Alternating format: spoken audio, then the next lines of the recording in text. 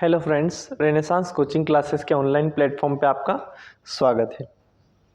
तो आज हम बात करेंगे राजस्थान की जियोग्राफी की। ठीक, राजस्थान का भूगोल, राजस्थान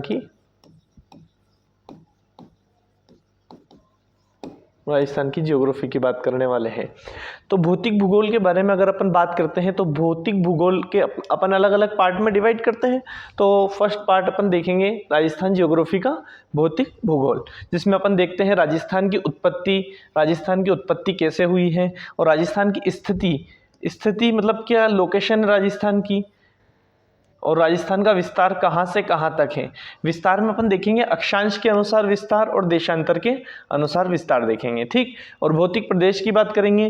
भौतिक प्रदेश शुष्क अर्ध शुष्क हो जाएंगे, अरावली भौतिक प्रदेश हो जाएगा, पूर्वी मैदानी प्रदेश और अपने हाड़ौती प्रदेश। तो अपन भौतिक प्रदेश के बारे में बात करेंगे और फिर राजस्थान की जलवायु की क्लाइमेट की बात करेंगे। ठीक, ये तो अपना हो गया भौतिक भूगोल। इसके बाद में अपन ये पढ़ने के बाद सीरियल वाइज अपन देखेंगे जलीय भूगोल। जलीय भूगोल में अपने राजस्थान की झीलें, नदियाँ, ड्रेनेज सिस्टम और ये सब आ जाएगा। ठीक, तो फिलहाल हम इस वीडियो में चर्चा करते हैं भौतिक भूगोल के बारे में। भौतिक भूगोल के अपन इस पार्ट की बात करेंगे, राजस्थान की उत्पत्ति, राजस्थान की स्थिति एवं विस्तार। ठीक है, तो हम बात करते हैं राजस्थान की उत्पत्ति की। ठीक, तो राजस्थान की उत्पत्ति ये अपन इसको देखते हैं कि ये मान लो ये क्या होगी, पृथ्वी हो गई। ठीक, ये ओवरऑल पृथ्वी हो गई और इसके जो जमीनी भाग है, जो भूभाग जिसे अपन कहते हैं, भूभाग कितने परसेंट है, 29%। 29% भाग को भूभाग है। ठीक, और ये 71% क्या है, सागर है। तो इसको अपन संयुक्त रूप से कहते हैं महासागर, और इस भूमि को सभी संयुक्त रूप से सभी द्वीपों को मिला के महाद्वीप कह देते हैं। अपन क्या कह देते हैं, महाद्वीप। ठीक है, और अपन बात करते हैं कि महाद्वीप पी भाग कितना है, 29%। कितने परसेंट है, 29%। और महासागर की अगर अपन बात करें तो महासागर ओवरऑल कितने, 71% है। यानी कि महाद्वीप पी भाग जो है क्या है, महाद्वीपीय भाग जो है वो क्या है, लेस देन है महासागर से क्या है, कम है महाद्वीप, तो लेस देन महासागर हो गया। ठीक, अपन बात करते हैं महाद्वीपीय भाग की। तो महाद्वीपीय भाग कितना है, 29% और महासागरीय भाग है 71%। अब इसको महाद्वीप को संयुक्त रूप से, सभी महाद्वीपों को संयुक्त रूप से क्या कह देते हैं, यहाँ पर ओवरऑल पेंजिया कह देते हैं। क्या कह देते हैं, पेंजिया। ठीक है, इसको बोल देते हैं पेंजिया। महाद्वीपीय भाग को संयुक्त रूप से पेंजिया कहते हैं। क्या हम कहते हैं कि ऐसा नहीं, अल्फ्रेड वेगनर वैज्ञानिक जो है वो बोलते हैं। अल्फ्रेड वेगनर के अनुसार पेंजिया की डेफिनेशन क्या दी है, अल्फ्रेड वेगनर ने, ये जो एक वैज्ञानिक है अल्फ्रेड वेगनर, इनके अनुसार सभी महाद्वीपों को संयुक्त रूप से क्या कहा जाता है, पेंजिया कहा जाता है। ठीक है, पेंजिया आप लोग को पता है ओवरऑल क्या है, भूभाग है, जमीनी भाग है। पेंजिया क्या है, भूभाग है। कितने परसेंट है महाद्वीपीय भाग, 29% महाद्वीपीय भाग है। और सभी महाद्वीपों को मिला के अपन संयुक्त रूप से क्या कह देते हैं, पेंजिया कह देते हैं। और जो महासागरीय भाग है वो कितने परसेंट है, 71% भाग है। 71% जो भाग है ये क्या भूभाग है, क्या नहीं, ये क्या है, सागरीय भाग है, महासागरीय भाग है, जिसमें क्या है, जल है। तो सभी समुद्रों को संयुक्त रूप से महासागर और सभी महासागरों को मिलाकर क्या कहा जाता है पेंथालासा।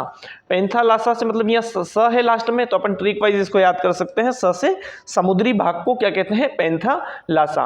और जो भूभाग है उसको क्या कहते हैं, महाद्वीपों को संयुक्त रूप से पेंजिया कहा जाता है। ठीक, और महाद्वीपीय भाग की बात करें तो 29%, महासागरीय भाग की बात करें तो 71%। अल्फ्रेड वेगनर जो वैज्ञानिक थे उनके अनुसार सभी महाद्वीपों को संयुक्त रूप से क्या कह देते हैं अपन, पेंजिया। और अल्फ्रेड वेगनर ने ही पेंथालासा की डेफिनेशन दी है कि सभी महासागरों को, ये जो महासागर है जैसे अपने प्रशांत महासागर हो गए और अटलांटिक महासागर हो गया, ये सारे महासागरों को मिलाकर संयुक्त रूप से मतलब सभी सागरों को मिला के महासागर कह देते हैं और सभी महासागरों को मिला के अपन क्या कह देते हैं, पेंथालासा। कौन से वैज्ञानिक के अनुसार, अल्फ्रेड वेगनर के अनुसार। और और ये पेंजिया जो है, जो भूभाग है 29% जो भूभाग है वो क्या हुआ, वो पेंजिया कहलाता है। और पेंजिया क्या है, वर्तमान में 2 भागों में डिवाइडेड हो चुका है। ठीक, ये 2 भागों में विभाजित हुआ। ठीक, ये कौन से काल में डिवाइड हुआ, एक बार आप कंफर्म करके नेट पे सर्च करके देखना, ये पेंजिया कौन से काल में 2 भागों में डिवाइड हुआ। ठीक, ये आपका होमवर्क है। ठीक, पेंजिया की बात करें तो पेंजिया 2 भागों में डिवाइड हुआ। उत्तरी भाग जो है, ये अपने पृथ्वी की बात कर रहे हैं अपन, इसमें जो उत्तरी भाग है अंगारा लैंड कह देते हैं इसको। अंगारा लैंड का एक और नाम क्या है, लॉरेंशिया है। ठीक, अंगारा लैंड या लॉरेंशिया। ठीक, और दक्षिणी भाग पेंजिया का ओवरऑल पेंथालासा, तो समुद्री भाग है। जो महाद्वीपी भाग है, जो पेंजिया कहते हैं जिसको, तो महाद्वीप क्या हुआ, 2 भागों में डिवाइड हो गया, तो इसको ओवरऑल अपन पेंजिया कह देते हैं कि पेंजिया 2 भागों में डिवाइड हो चुका है। और पेंजिया जब 2 भागों में डिवाइड हुआ है तो बीच में एक भ्रंश भूसन्नति उत्पन्न हुई है। क्या उत्पन्न हुई है, भूसन्नति, जिसको क्या कहते हैं अपन, टेथिस सागर। जो टेथिस सागर का क्या है, अवशेष है। ठीक, भूसन्नति उत्पन्न हुई है अंगारा लैंड और गोंडवाना लैंड के बीच में। ठीक, उत्तरी भाग पेंजिया का उत्तरी भाग ऊपर वाला है और दक्षिणी भाग नीचे वाला, तो पेंजिया का उत्तरी भाग अंगारा लैंड या लॉरेंशिया बोल देते हैं इसको, इसका एक और नाम क्या है, लॉरेंशिया। और पेंजिया का ही दक्षिणी भाग क्या है, गोंडवाना लैंड कहलाता है। और अंगारा लैंड और गोंडवाना लैंड के मध्य में जो स्थित भूभाग नहीं, भूसन्नति क्या है, भूसन्नति जो टेथिस सागर का क्या है, अवशेष है। ठीक है, तो इतनी बात याद रहेगी कि पेंजिया वर्तमान में 2 भागों में विभक्त है। ठीक, कौन से काल में हुआ है डिवाइड, ये आपको एक बार चेक कर लेना है। ठीक है, महाद्वीपीय भाग की बात करें तो टोटल 29% और महासागरीय भाग पृथ्वी पर कितना है, 71%। ठीक, और महाद्वीपीय भाग को पेंजिया वर्तमान में 2 भागों में डिवाइड है। उत्तरी भाग अंगारा लैंड, दक्षिणी भाग गोंडवाना लैंड, दोनों के बीच में एक भूसन्नति है जो टेथिस सागर का अवशेष है। पेंजिया का उत्तरी भाग अंगारा लैंड है, जिसका एक और नाम क्या है, अपने लॉरेंशिया। ठीक, उसके बाद अपन बात करते हैं डेफिनेशन की। तो ओवरऑल पेंजिया की डेफिनेशन अगर अपन देखें तो अल्फ्रेड वेगनर के अनुसार, किसके, कौन से वैज्ञानिक के अनुसार, अल्फ्रेड वेगनर के अनुसार। अल्फ्रेड वेगनर के अनुसार सभी महाद्वीपों को, किसको, सभी महाद्वीपों को संयुक्त रूप से क्या कह देते हैं, सभी महाद्वीपों को संयुक्त रूप से पेंजिया कह देते हैं। ठीक, वर्तमान में पेंजिया कितने, 2 भागों में डिवाइडेड है। ठीक, अपनों ने यहाँ बात की पेंजिया 2 भागों में डिवाइड है। ठीक, पेंजिया, ये पेंजिया ठीक वर्तमान में 2 भागों में डिवाइड है। ठीक, उत्तरी भाग अंगारा लैंड और दक्षिणी भाग गोंडवाना लैंड। ठीक, अंगारा लैंड का एक और नाम क्या है, लॉरेंशिया। ठीक, उसके बाद में अभी अपन बात कर रहे हैं पेंजिया की डेफिनेशन की। तो अल्फ्रेड वेगनर के अनुसार सभी महाद्वीपों को संयुक्त रूप से क्या कह देते हैं, पेंजिया कह देते हैं। ठीक, वर्तमान में पेंजिया 2 भागों में डिवाइडेड है, उत्तरी भाग अंगारा लैंड लॉरेंशिया, दक्षिणी भाग गोंडवाना लैंड। ठीक, इसकी डेफिनेशन अगर अपन देखें, पेंजिया के दोनों भागों की अगर डेफिनेशन देखें तो पेंजिया के अंगारा लैंड की डेफिनेशन क्या हो जाएगी, पेंजिया का उत्तरी भाग क्या कहलाता है, अंगारा लैंड कहलाता है, इसका एक और नाम है लॉरेंशिया। गोंडवाना लैंड की अगर अपन बात करें तो पेंजिया का दक्षिणी भाग गोंडवाना लैंड कहलाता है। ठीक, ये इन दोनों की क्या होगी, डेफिनेशन हो गई। और ये दोनों किसके पार्ट है, पेंजिया के पार्ट है। मतलब कि जो ये पेंजिया क्या है, महाद्वीपीय भाग है, मतलब भूभाग है, क्या समुद्र है, क्या नहीं है, ये क्या है, महाद्वीपीय भाग, क्योंकि सभी महाद्वीपों को संयुक्त रूप से पेंजिया कहते हैं। तो क्या अंगारा लैंड क्या समुद्र हो सकता है क्या, नहीं, अंगारा लैंड क्या होगा, पेंजिया होगा। और पेंजिया क्या है, सभी महाद्वीपों से मिलाकर बनाया गया है, मतलब कि सभी महाद्वीपों को संयुक्त रूप से कहा गया है। तो अंगारा लैंड भी एक क्या होगा,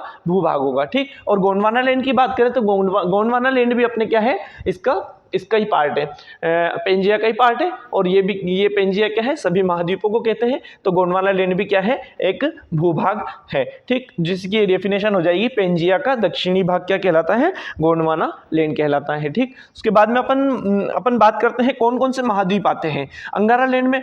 मेरी बात सुनना, जैसे कि मतलब पेंजिया में कौन कौन से महाद्वीप आते हैं, तो सभी महाद्वीप आते हैं। कौन से महाद्वीप आते हैं, सभी महाद्वीप आते हैं। अपने उत्तरी अमेरिका हो गया, दक्षिणी अमेरिका हो गया, यूरोप, एशिया और उत्तरी एशिया, दक्षिणी एशिया, ऑस्ट्रेलिया, अंटार्कटिका, सारे जो महाद्वीप है, कॉन्टिनेंटल पार्ट जो है, समुद्र को छोड़कर जो महाद्वीप है, ठीक, जो चारों ओर से समुद्र से घिरे होते हैं, वो क्या कहलाते हैं, महाद्वीप। ठीक, तो ये जो महाद्वीप है, सारे महाद्वीप क्या कहलाते हैं, पेंजिया कहलाते हैं।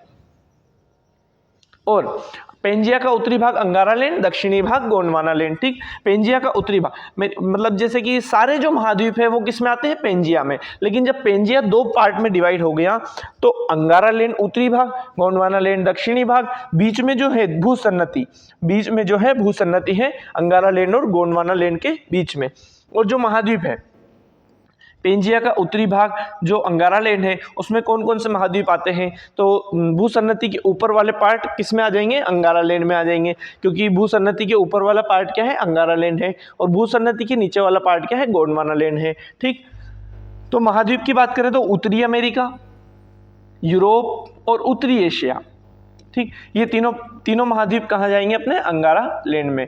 गोंडवाना लैंड की बात करें तो इसमें महाद्वीप कौन कौन से आएंगे, दक्षिणी अमेरिका, अफ्रीका, दक्षिणी एशिया, ऑस्ट्रेलिया और अंटार्कटिका। मैप में अगर अपन देखें तो मैप में ये लोकेशन आएगी, देखना एक बार। ये इसमें अपन ने पेंथालासा की डेफिनेशन देख ली, लेकिन इसको अपन अभी देखेंगे। ठीक, उससे पहले अपन देख लेते हैं कि उत्तरी अमेरिका जो है, ये जो उत्तरी अमेरिका है, ठीक, ये किसका पार्ट है, अंगारा लैंड का पार्ट है। क्यों, क्योंकि ये भूसन्नति के ऊपर का पार्ट है, उत्तरी भाग है। ठीक, और ये पेंजिया जो है, पेंजिया का क्या है, उत्तरी भाग अंगारा लैंड और दक्षिणी भाग गोंडवाना लैंड। ये सब क्या है, उत्तरी भाग जो है पेंजिया के सब अंगारा लैंड और दक्षिणी भाग गोंडवाना लैंड।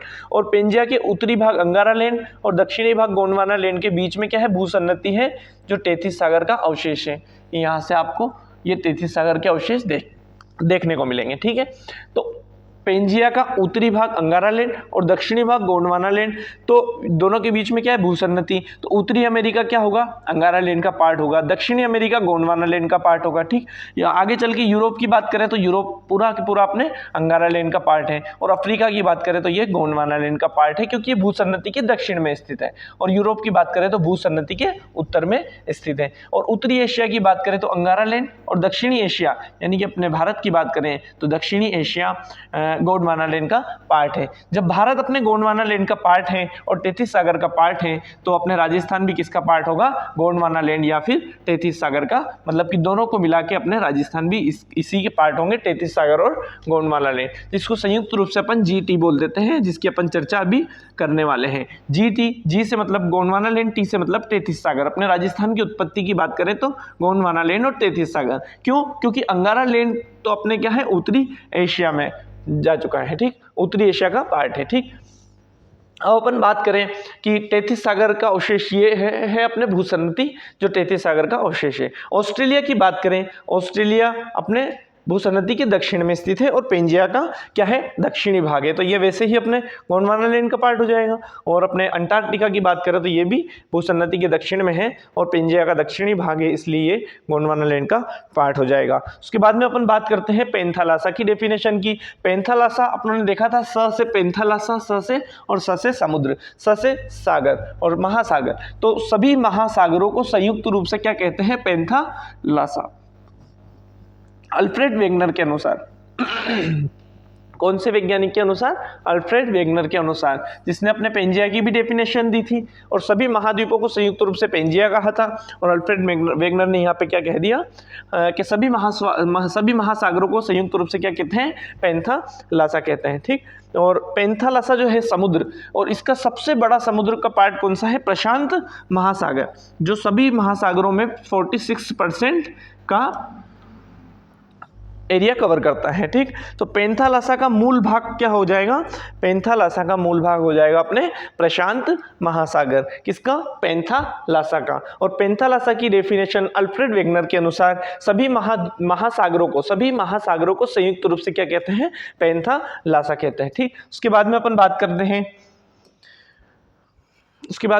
करते हैं कि तेथिस सागर की डेफिनेशन की। अब तेथिस सागर की अगर अपन डेफिनेशन की बात करें तो अपनों ने बात की थी अंगारा लैंड की और गोंडवाना लैंड की, जो पेंजिया के क्या है, उत्तरी और दक्षिणी भाग। पेंजिया का उत्तरी भाग अंगारा लैंड और पेंजिया का दक्षिणी भाग गोंडवाना लैंड, और दोनों के मध्य में जो भूसन्नति है, ठीक, उसी को क्या कहते हैं, तेथिस सागर।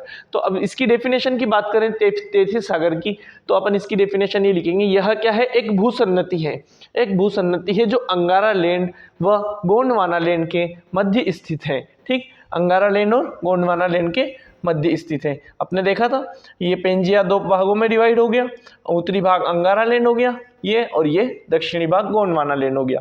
और अंगारा लैंड और गोंडवाना लैंड के मध्य स्थित भूसन्नति क्या हो जाएगी, टेथिस सागर के अवशेष हो जाएगी। ठीक, तो ये क्या है, भूसन्नति है।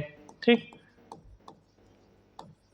यह है भूसन्नति जो क्या है, एक टेथिस सागर का अवशेष है। क्या है, टेथिस सागर का अवशेष है। तो इसकी डेफिनेशन की बात करें, अपनों पेंजिया की डेफिनेशन अल्फ्रेड वेगनर के अनुसार दे दी। क्या, सभी महाद्वीपों को संयुक्त रूप से पेंजिया। पैंथालासा की डेफिनेशन की बात करें तो पैंथालासा की डेफिनेशन अपनों ने अल्फ्रेड वेगनर के अनुसार सभी महासागरों को संयुक्त रूप से पैंथालासा। अब टेथिस सागर की बात करें तो जब पेंजिया वर्तमान में दो पार्ट में डिवाइड हो गया, उत्तरी भाग अंगारा लैंड और दक्षिणी भाग गोंडवाना लैंड, और दोनों के मध्य में जो भूसन्नति स्थित है उसी को क्या कहते हैं अपन, टेथिस सागर। तो इसकी डेफिनेशन में अपन लिख देंगे, यह क्या है, एक भूसन्नति है। क्या, टेथिस सागर एक भूसन्नति है जो अंगारा लैंड व गोंडवाना लैंड के मध्य स्थित है। अंगारा लैंड और गोंडवाना लैंड किसका पार्ट है, पेंजिया का पार्ट है। ठीक, पेंजिया दो भागों में डिवाइड हो गया, ये उत्तरी भाग अंगारा लैंड, दक्षिणी भाग गोंडवाना लैंड, और बाकी बचा हुआ पार्ट क्या है, ये अपने पैंथालासा है। ठीक, और बीच में दोनों के भूसन्नति उत्पन्न हो गई, जिसको जो क्या है, टेथिस सागर का पार्ट है जो अंगारा लैंड और गोंडवाना लैंड के बीच में स्थित है। टेथिस सागर की बात करें तो टेथिस सागर से किन किन पार्ट का निर्माण हुआ है, हिमालय पर्वतमाला, ये अपने इंडिया की बात करें तो यहाँ पे अपने महान हिमालय हैं, तो हिमालय पर्वतमाला का निर्माण टेथिस सागर से हुआ है। ठीक, और उत्तरी विशाल मैदान, भारत का जो उत्तरी विशाल मैदान है, और थार का मरुस्थल, थार के मरुस्थल की बात करें तो ये भी क्या है, टेथिस सागर से बने हैं। ठीक,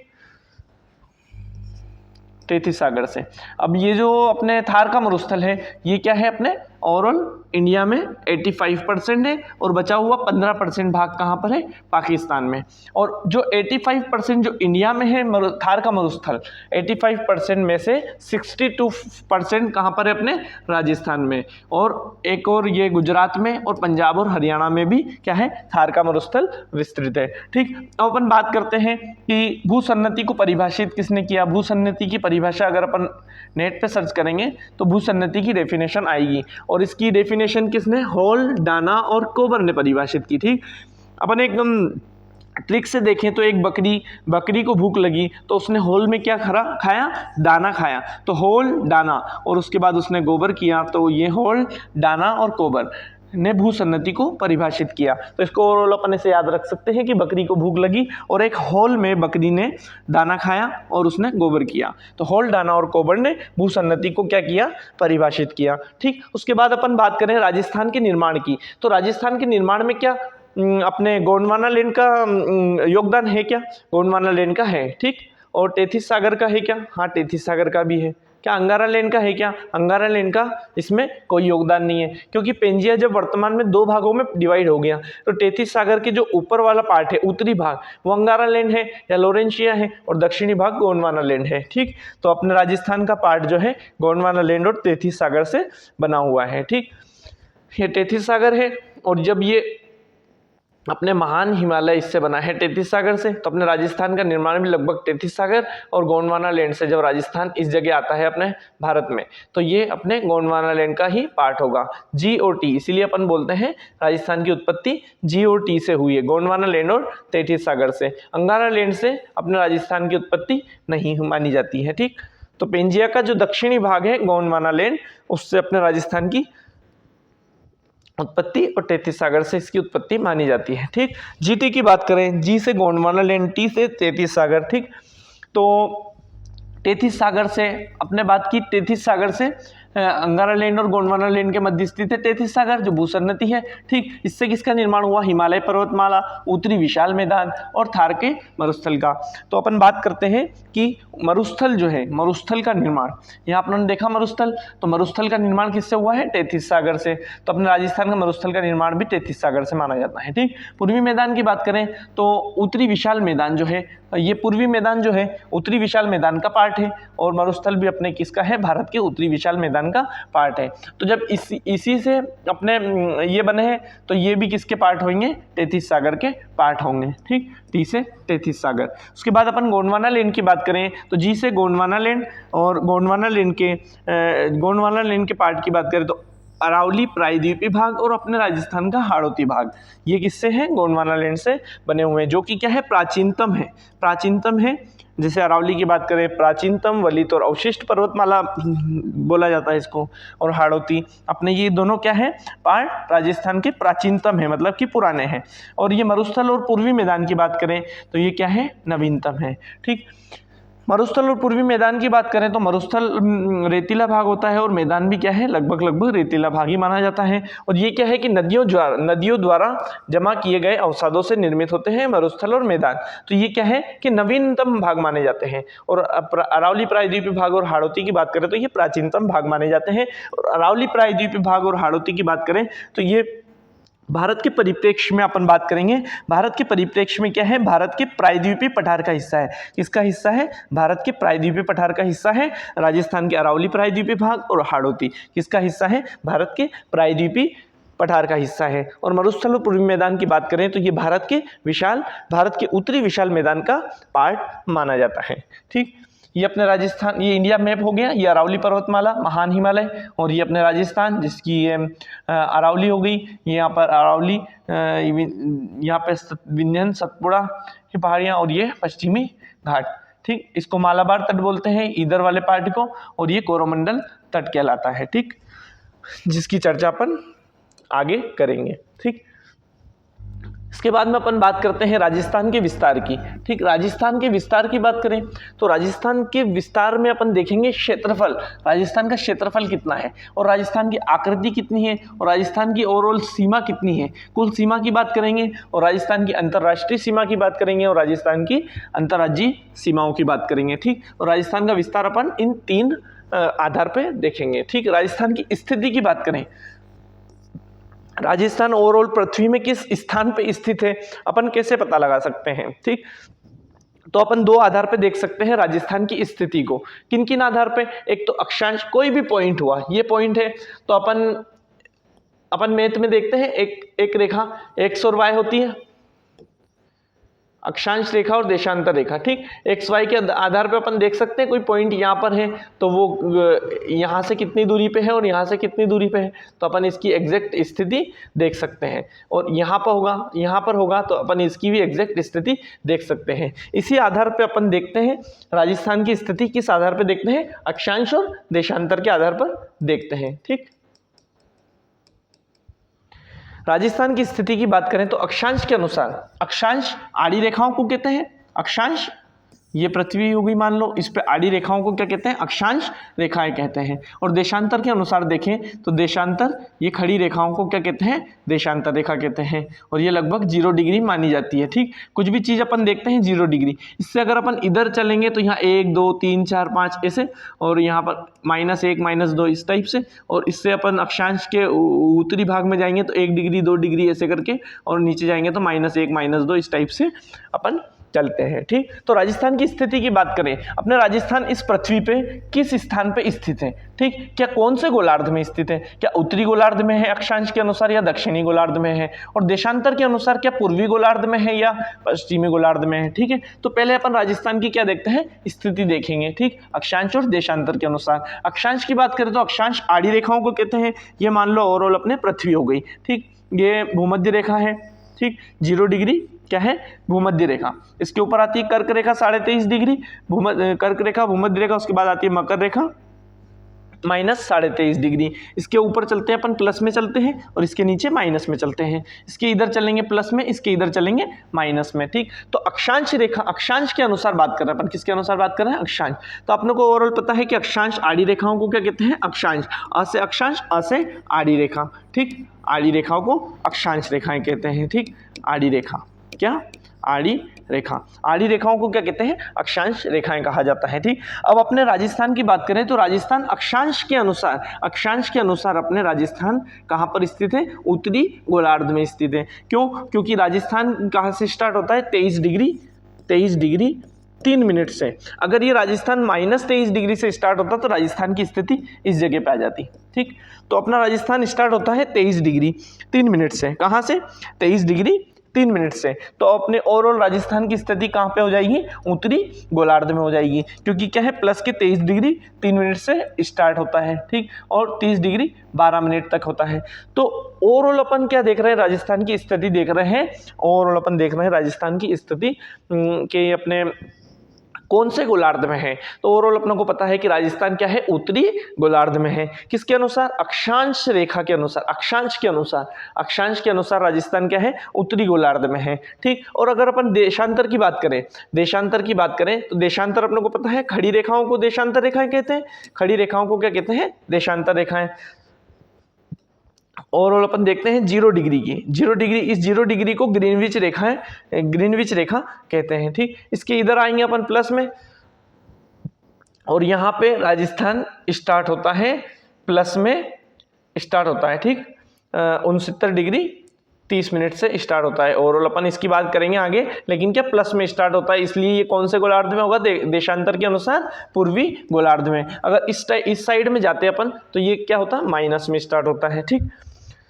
ओवरऑल अपन एक्स वाई की बात करें तो एक्स रेखा ये होती है, इस और ये वाई रेखा होती है, ठीक। तो एक्स के ऊपर अपन जाते हैं तो ये क्या होता है, प्लस में जाते हैं, ठीक, और नीचे जाते हैं तो माइनस में जाते हैं, और एक्स के इधर जाते हैं तो ये प्लस में आता है और ये माइनस में आता है, ठीक। तो ओवरऑल अपना राजस्थान इस एरिया में है, ठीक। तो ये दोनों अपने प्लस वाले ही डिजिट काम में आते हैं, ठीक। राजस्थान की स्थिति के अनुसार, अक्षांश रेखाओं के अनुसार राजस्थान उत्तरी गोलार्ध में, देशांतर के अनुसार पूर्वी गोलार्ध में, क्योंकि राजस्थान की स्थिति क्या है, अपने प्लस में स्टार्ट होती है यहाँ पे 23 डिग्री 3 मिनट से, और प्लस में अपने 69 डिग्री 30 मिनट से स्टार्ट होती है, ठीक। 23 डिग्री 3 मिनट से इधर स्टार्ट होती थी। और अक्षांश के अनुसार अपन बात करें तो अक्षांश के अनुसार राजस्थान अपने उत्तरी गोलार्ध में है, और देशांतर के अनुसार अपने राजस्थान पूर्वी गोलार्ध में है। इतनी बात आपको याद रखनी है ओवरऑल, ठीक है। आगे चले तो अपन बात करेंगे इसके बाद, और अपन देख रहे हैं यहाँ क्या बोल रहे हैं, अक्षांश। अपनों को पता है कि अक्षांश के अनुसार अ से अक्षांश, अ से आड़ी रेखा के अनुसार अपना राजस्थान उत्तरी गोलार्ध में है, ठीक। देशांतर के अनुसार जो खड़ी रेखा है उसके अनुसार राजस्थान क्या है, पूर्वी गोलार्ध में है, ठीक। तो अक्षांश के अनुसार उत्तरी गोलार्ध, देशांतर के अनुसार पूर्वी गोलार्ध, और ओवरऑल दोनों को मिला के पूछ ले, अक्षांश व देशांतर के अनुसार राजस्थान की स्थिति, अक्षांश के अनुसार तो उत्तर और देशांतर के अनुसार पूर्व, तो उत्तर पूर्व हो जाएगा। क्या हो जाएगा ये, उत्तर पूर्व। अक्षांश देशांतर के अनुसार राजस्थान की स्थिति हो जाएगी उत्तर पूर्व। अगर इसको चेंज कर दे, वो यहाँ पे पूछ ले वो देशांतर व अक्षांश के अनुसार, किसके अनुसार, देशांतर व अक्षांश के अनुसार क्या, राजस्थान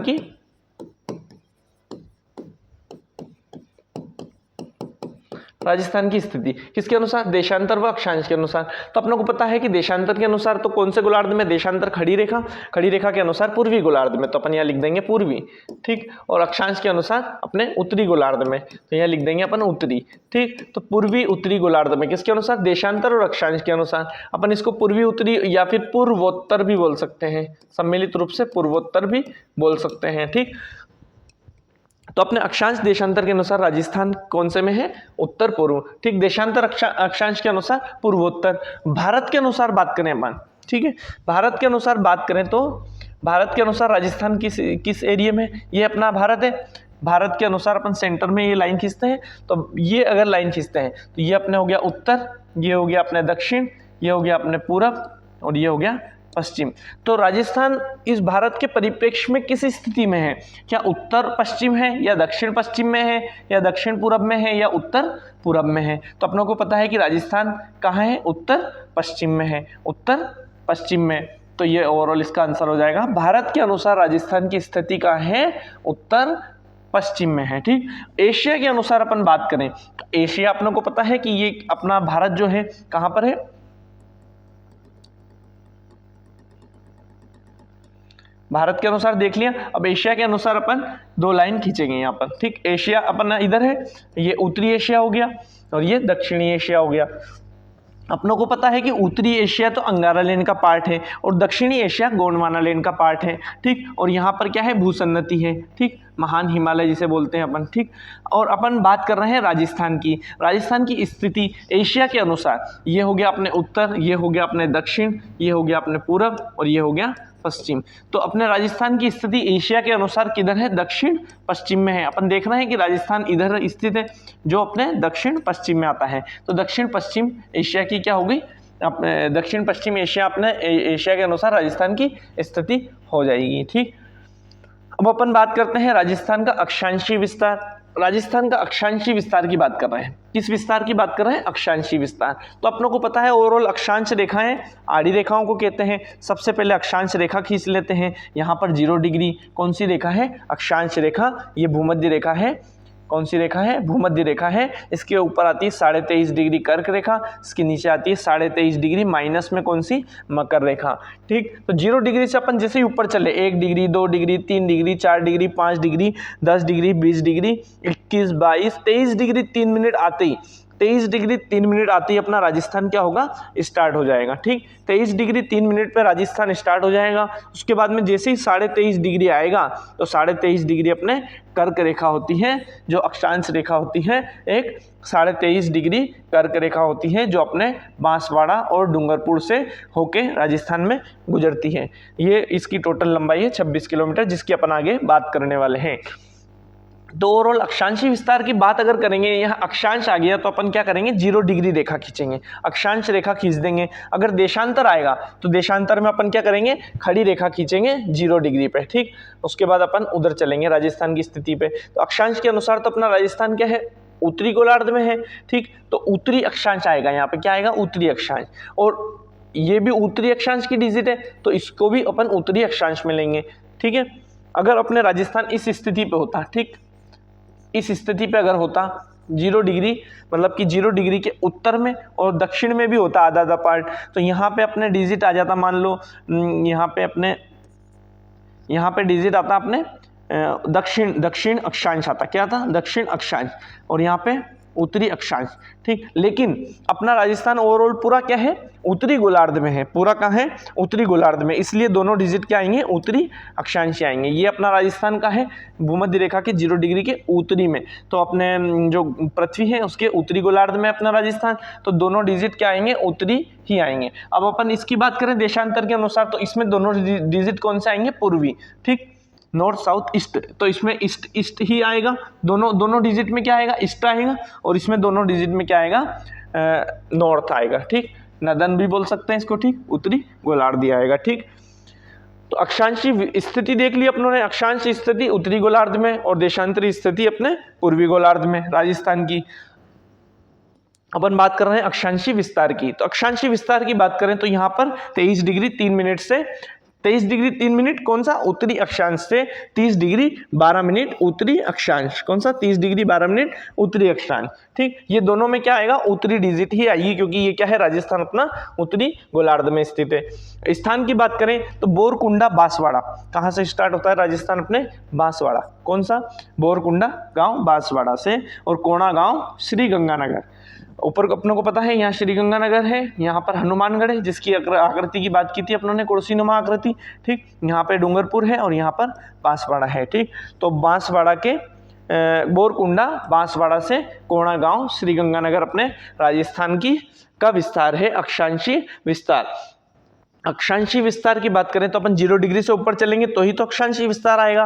तो अक्षांशीय विस्तार की बात करें तो दक्षिण से लेकर उत्तर या फिर उत्तर से दक्षिण तक की राजस्थान की दूरी है 826 किलोमीटर, जो अक्षांशीय विस्तार कहलाता है राजस्थान का अक्षांशीय विस्तार। अगर देशांतरी विस्तार पूछ ले तो देशांतर रेखा खड़ी रेखा होती है और यहाँ से यहाँ तक की दूरी की बात होगी किसमें, देशांतर में। अक्षांश की बात कर रहे हैं तो अक्षांश आड़ी रेखा, और आड़ी रेखा से ऊपर अपन चलेंगे तो ये अक्षांशीय विस्तार होगा, दक्षिण से उत्तर अक्षांशीय विस्तार, देशांतरी विस्तार, पूरब से पश्चिम देशांतरी विस्तार की बात करेंगे। ठीक है, अपना ये 0 डिग्री से ऊपर चलेंगे अपन 1 2 3 4 5 6 7, जैसे ही 8 डिग्री 4 मिनट उत्तरी अक्षांश आएगा, जैसे ही 8 डिग्री 4 मिनट उत्तरी अक्षांश आएगा तो अपना क्या होगा, यहाँ पे इंडिया स्टार्ट हो जाएगा।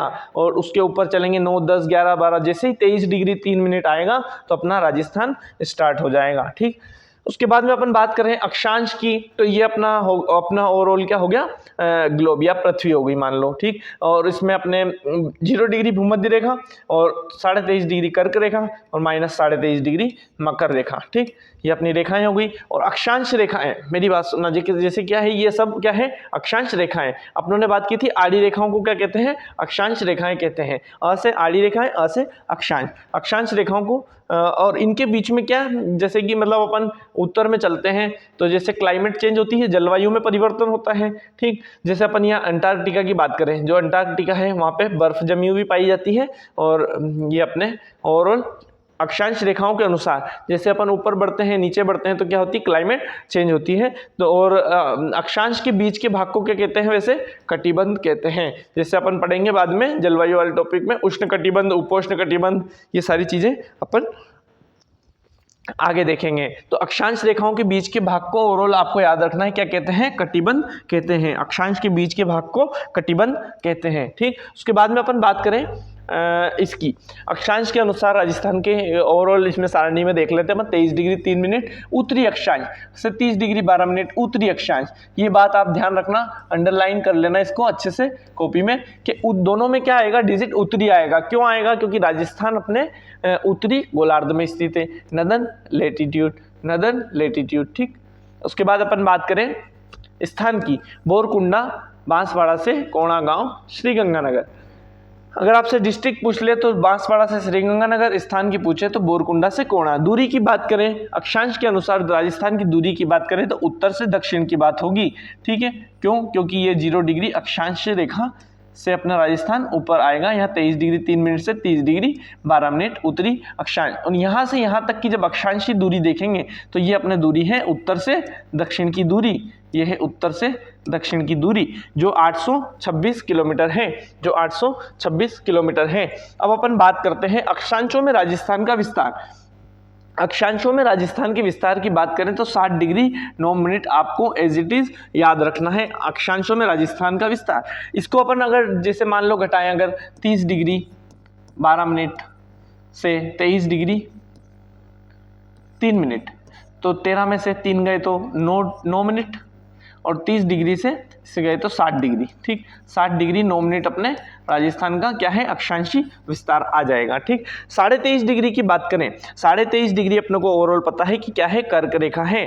23.5 डिग्री जो अपनी कर्क रेखा है, इसको ऐसे भी लिख सकते हैं और 23 डिग्री 30 मिनट भी लिख सकते हैं। उत्तरी अक्षांश ये क्या है, कर्क रेखा, या फिर इसको बोलते हैं उत्तरी अयनांत। उत्तरी अयनांत जो क्या है, बोरकुंडा बोरकुंडा नहीं, बांसवाड़ा और डूंगरपुर में, बांसवाड़ा और डूंगरपुर से गुजरती है। जिसकी ज़्यादा लंबाई कहाँ है, बांसवाड़ा में है, और कम लंबाई कहाँ पर है, डूंगरपुर में है। ये अपने 23.5 डिग्री कर्क रेखा हो गई ही। कितने किलोमीटर, 26 किलोमीटर है। कितने किलोमीटर है, कर्क रेखा की राजस्थान में लंबाई कितनी है, 26 किलोमीटर, जो ओवरऑल अधिकतम का है बांसवाड़ा में है, डूंगरपुर में क्या है, न्यूनतम है।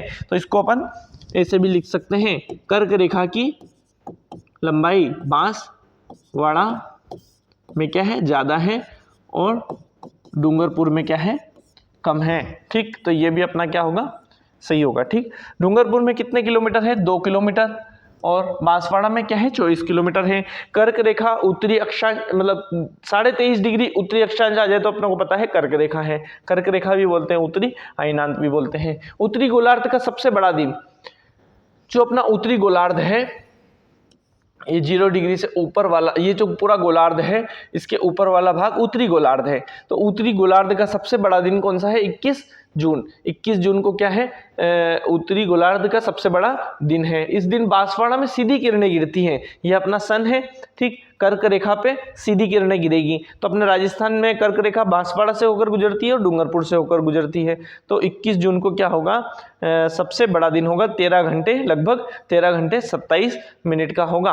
ठीक, कर्क रेखा अपने राजस्थान में लंबाई देख ली अपनों 26 kilometre, 24 kilometre Banswara, 2 kilometre Dungarpur. कर्क रेखा के निकटतम शहर की बात करें, कर्क रेखा के जो निकटतम शहर है वो कुशलगढ़ माना जाता है, जो कि अपने बांसवाड़ा में स्थित है। कुशलगढ़, बांसवाड़ा। 21 जून की बात करें तो 21 जून को कर्क संक्रांति बोलते हैं। संक्रांति नहीं, संक्रांति, 2 बिंदी यहाँ पर क्या है, 21 जून को कर्क संक्रांति बोलते हैं। इस दिन क्या होता है, सबसे बड़ा दिन और सबसे छोटी रात होती है। अब अपन और बात करें 2015 की, 2015 से 21 जून को अंतर्राष्ट्रीय योग दिवस के रूप में मनाया जाता है। आपको याद रखना है, आपके मेंस के टॉपिक में स्पोर्ट्स एंड योगा है, तो योगा अंतर्राष्ट्रीय योग दिवस 2015 से 21 जून को अंतर्राष्ट्रीय योग दिवस मनाया जाता है।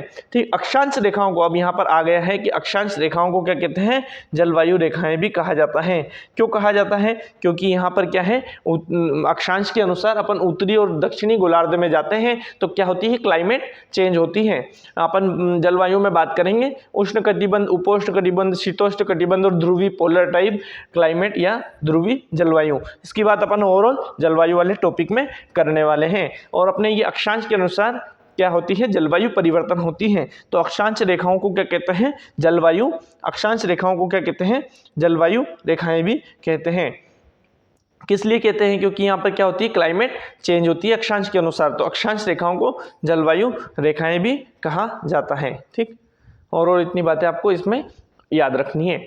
उसके बाद राजस्थान के देशांतरी विस्तार की बात करें तो देशांतरी विस्तार अपने यहाँ पर आ गया देशांतर। अपनों को पता है देशांतर खड़ी रेखा को कहते हैं। ये 0 डिग्री क्या है, ग्रीनविच रेखा। कौन सी रेखा, ग्रीनविच रेखा। ये आपने गोलार्ध में ये ग्रीनविच रेखा हो गई। ठीक, अपनों को पता है देशांतर के अनुसार राजस्थान की स्थिति कहाँ है, पूर्वी गोलार्ध में। इस जगह आता है अपना राजस्थान, पूर्वी गोलार्ध में। ठीक, तो ये अपना राजस्थान हो गया देशांतर के अनुसार पूर्वी गोलार्ध में, और अक्षांश के अनुसार अपन ने देखा था उत्तरी गोलार्ध में। तो अपने ये देशांतरी विस्तार की बात करें तो विस्तार अपन जैसे 0 डिग्री से चलेंगे, 1 degree, 2 degree, 3 degree, 10 degree, 50 degree, 60 degree, जैसे ही आपका 69 डिग्री 30 मिनट आएगा तो अपना राजस्थान क्या होगा, स्टार्ट हो जाएगा। कटरा गांव आ जाएगा जैसलमेर का। कटरा गांव अपने 69 डिग्री 30 मिनट पे अपना पूर्वी देशांतर पे। कौन से देशांतर पे, पूर्वी देशांतर पे। अगर राजस्थान इस स्थिति में होता तो अपन बात करते पश्चिमी देशांतर की, लेकिन अपना राजस्थान है प्लस में होता है 69.30 या फिर 69 डिग्री 30 मिनट। अगर इधर होता तो माइनस में डिजिट आते। ठीक, तो ओवरऑल अपना राजस्थान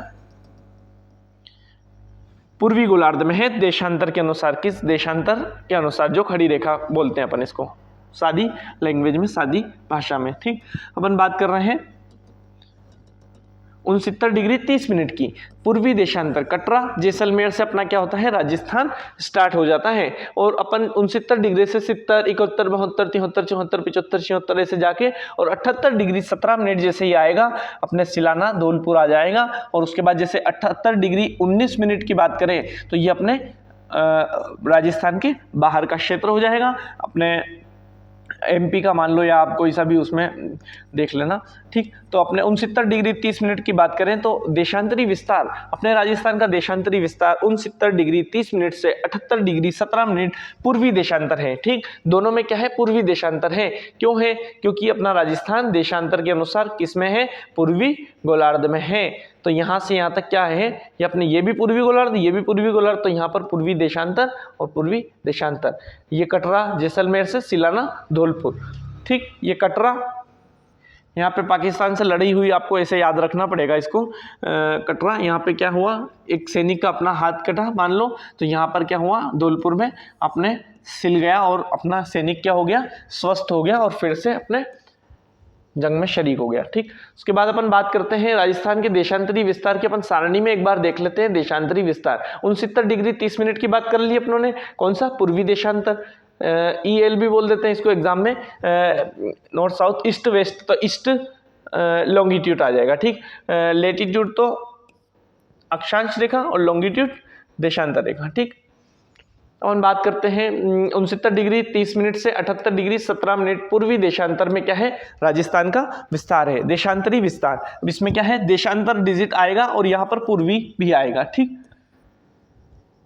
अगर इसमें यहाँ पर देशांतर की जगह अक्षांश दे दे तो अपना क्या होगा, गलत हो जाएगा। यहाँ पर पूर्वी की जगह दक्षिण दे दे या पश्चिम दे दे तो भी क्या हो जाएगा, गलत हो जाएगा, ठीक। तो आपको ओवरऑल एज इट इज याद होना चाहिए 69 डिग्री 30 मिनट पूर्वी देशांतर से 78 डिग्री 17 मिनट पूर्वी देशांतर में क्या है, राजस्थान का देशांतरी विस्तार है। उसके बाद में अपन बात करते हैं कि राजस्थान का देशांतरी विस्तार कहाँ से यहाँ तक है, तो विस्तार कितने किलोमीटर है, 869 किलोमीटर, यानी कि 869 किलोमीटर में राजस्थान का क्या है, देशांतरी विस्तार है। राजस्थान के अक्षांशीय विस्तार की बात करें तो अक्षांश रेखा आड़ी रेखा और यहाँ से यहाँ तक की दूरी 826 किलोमीटर है राजस्थान की, ठीक।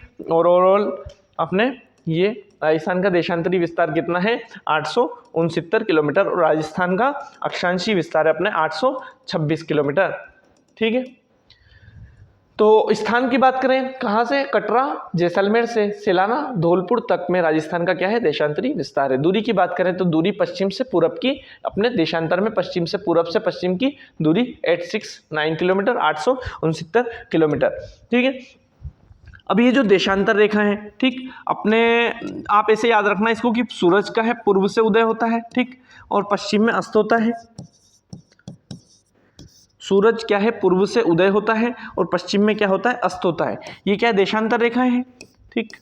अपनों ने अक्षांश रेखाओं को तो क्या कह दिया था, जलवायु रेखाएं, क्योंकि क्या है वो ऊपर नीचे उत्तरी और दक्षिणी गोलार्ध में जाने पर मतलब क्या होती है, क्लाइमेट चेंज होती है। तो अक्षांश रेखाओं को तो क्या कहते हैं, जलवायु रेखाएं कहते हैं। लेकिन जो ये देशांतर रेखा है, देशांतर रेखाओं को क्या कहते हैं, समय एवं तिथि रेखा कहा जाता है, समय एवं तिथि रेखाएं कहा जाता है। क्यों, क्योंकि यहाँ पर क्या होती है, अपने पूरब, जैसे सूर्य उदय होता था पूरब से और पश्चिम में अस्त होता था, और पुराने ज़माने में लोग सूर्य को देख के समय का अंदाज लगाते थे। तो इस हिसाब से अपनों को याद रखना है कि देशांतर रेखाओं को क्या कहते हैं, समय एवं तिथि रेखाएं कहा जाता है। और आपको ये भी याद रखना है कि 1 डिग्री देशांतर बराबर 4 मिनट और 1 मिनट देशांतर बराबर 4 सेकेंड, ठीक है। ओवरऑल आपको ये थोड़ा सा ध्यान रखना है। वैसे अपन इसकी बात करें, राजस्थान का देशांतरी विस्तार, राजस्थान का देशांतरी विस्तार कितना है, तो इसमें से इसको घटा लो आप, या तो आप डायरेक्ट याद रख लो 8 डिग्री 47 मिनट। जैसे राजस्थान का अक्षांशीय विस्तार था 60 डिग्री 9 मिनट, देखा था अपनों ने घटा के भी, 60 डिग्री 9 मिनट राजस्थान का क्या था, अक्षांशीय विस्तार। और देशांतरी विस्तार की बात करें तो 8 डिग्री 47 मिनट अपना राजस्थान का देशांतरी विस्तार है। अगर अपन घटाएं इसको तो 78 डिग्री 17 मिनट, जिसमें से घटाएंगे 69 डिग्री 30 मिनट, ठीक। तो अपन इसको घटाएंगे तो यहाँ 17 मिनट में से 30 मिनट तो घटेंगे नहीं, तो अपन 1 डिग्री इधर से उधार लेंगे। 1 डिग्री में अपन इसको अभी फिलहाल के लिए 1 डिग्री बराबर 4 मिनट को होल्ड रखना। अपन 1 डिग्री मतलब इसको अपन 17 मिनट बोल रहे हैं, तो इसको क्या घंटे बोल सकते हैं, तो 78 में से अपनों ने 1 घंटा उधार लिया, तो 1 डिग्री यानी 1 घंटा उधार लिया, जिसमें कितने 60 मिनट होते हैं। तो अपनों ने 1 घंटा उधार लिया, तो यहाँ पे कितने हो गए अपने 60 मिनट हो गए। तो 60 मिनट उधार लिए तो कितने हो गए, 60 और 70 और 77 मिनट हो गए। अब इसमें से 30 मिनट अगर अपन घटाएंगे तो 7 मिनट और 7 में से 3 गए तो 4, तो 47 मिनट अपना यहाँ आ गया ऐसा एज इट इज। अब अपन इसमें से यहाँ पे कितने रह गए 77। अब 77 में से 9 दूनी 18, 17 में से 9 गए तो अपने 8 बच जाएंगे। तो 8 डिग्री 47 मिनट में क्या है, राजस्थान का देशांतरी विस्तार है। राजस्थान का देशांतरी विस्तार कितना है, 8 डिग्री 47 मिनट। घटाने की ये आप याद रख लेना, या तो फिर आप डायरेक्ट ही इसको 8 डिग्री 47 मिनट याद रखना। अब इसको अपन देखते हैं कि 1 डिग्री देशांतर बराबर 4 मिनट और 1 मिनट देशांतर बराबर 4 सेकेंड आपको याद रखना है। अब राजस्थान का देशांतरी विस्तार 8 डिग्री 47 मिनट। अब मध्य गांव की बात करें, जो मध्य गांव है, जैसे अपने राजस्थान ये हो गया गोलार्ध, ये अपने देशांतर रेखा, ये अक्षांश रेखा, ठीक। अब अपन राजस्थान की बात करें, ये राजस्थान हो गया, ठीक। ये अक्षांश रेखा के अनुसार तो अपने उत्तरी गोलार्ध में, और देशांतर रेखा के अनुसार पूर्वी गोलार्ध में आ गया, ठीक। अपने राजस्थान की बात करें, राजस्थान का मध्य गांव कौन सा है, ये तो अपने मध्य गांव की बात करें, यहाँ से यहाँ तक ये अपने ये विस्तार हो गया, देशांतरी ये अक्षांशीय विस्तार हो गया, ये 826 किलोमीटर, ये 869 किलोमीटर होगी दूरी। अब बीच में जो मध्य गांव आएगा, मध्य गांव क्या है, मध्य गांव लामपोलाई, कौन सा, लामपोलाई नागौर डिस्ट्रिक्ट में आता है अपने, कौन सा, लामपोलाई। अगर सैटेलाइट सर्वे के अनुसार बात करें तो मध्य गांव है अपना गगराना नागौर। अगर क्वेश्चन में अपने लामपोलाई नागौर आता है ओनली तो अपना लामपोलाई नागौर सही है। अगर ओनली गगराना नागौर आता है तो गगराना नागौर सही है। अगर दोनों एग्जाम्पल अगर आ जाते हैं अपने ए और बी में, अगर दोनों आ जाते हैं तो अपनों को गगराना नागौर सही करना है, क्योंकि सैटेलाइट सर्वे क्या होता है, थोड़ा ऑथेंटिक होता है। ठीक, उसके बाद में अपन बात करें राजस्थान पूर्व धौलपुर। अपना राजस्थान का पूर्वी जिला धौलपुर है और पश्चिमी जिला जैसलमेर है। ठीक, पूर्व धौलपुर से पश्चिम जैसलमेर के मध्य समय का अंतराल 35 मिनट 8 सेकेंड है। ये आपको एज इट इज याद रखना है। राजस्थान पूर्व धौलपुर से पश्चिम जैसलमेर के मध्य समय का अंतराल है 35 मिनट 8 सेकेंड। अगर आपको इसको निकालना है तो 8 डिग्री 47 मिनट आपको पता है, 8 डिग्री 47 मिनट। ठीक, अपनों को पता है देशांतर रेखाओं को समय एवं तिथि रेखा कहते हैं। तो राजस्थान में समय का अंतराल देख रहे हैं तो अपन देशांतर के अनुसार ही देखेंगे। देशांतरी विस्तार 8 डिग्री 47 मिनट है। वैसे ही पूर्व धौलपुर से पश्चिम जैसलमेर के बीच का देखना है अपन समय अंतराल, तो यहाँ से यहाँ तक का समय अंतराल देशांतर के अनुसार ही देखा जाएगा। देशांतरी विस्तार 8 डिग्री 47 मिनट है। और अपने को पता है कि 1 डिग्री देशांतर बराबर 4 मिनट, तो 8 डिग्री देशांतर बराबर 4 8 कितने 32 मिनट हो जाएंगे। ठीक, उसके बाद यहाँ बचा अपने 47 मिनट की बात करें, 1 मिनट देशांतर बराबर 4 सेकेंड, तो 47 मिनट देशांतर बराबर 4 का इसमें गुणा हो जाएगा, 4 7 28 और 2 बच जाएंगे, 4 चौक 16 17 18 118 क्या हो जाएंगे ये सेकेंड। अब इसको मिनट में बदलेंगे, मिनट क्या, इसको अपन उसमें बदलेंगे, हाँ मिनट में, तो 60 सेकेंड में 1 मिनट, तो 180 सेकेंड में 3 मिनट, तो 3 मिनट अपन इधर ऐड करेंगे, कितने मिनट हो गए 35 मिनट।